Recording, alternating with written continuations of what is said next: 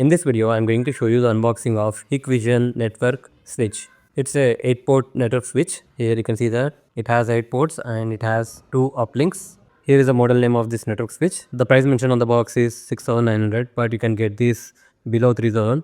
Over here, they have given the map on how to connect the network switch to your IP camera, and here are some of the features of this network switch. So without wasting any time, let's open the network switch from the box.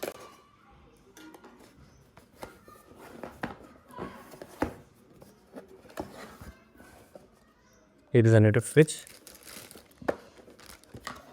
Let's keep the network switch aside. Let's see what we got inside the box.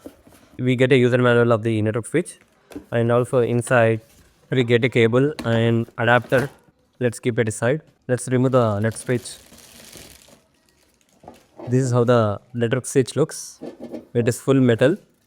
Here you have 2 indicator lights, and here are the 8 ports, and you have 2 uplinks. At the back you have on-off button. You need to insert the adapter in this port, and at the back you can see that you have this holes so that you can wall mount this. So that's it guys, it is a short unboxing video of Hikvision network switch.